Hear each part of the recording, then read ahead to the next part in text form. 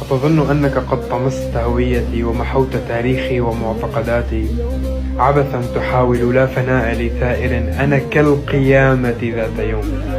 أنا كالقيامة. لأنه أنا إنسان مستفز عم بتتعنصروا علي بكلمة الشامي حانشهر فيه.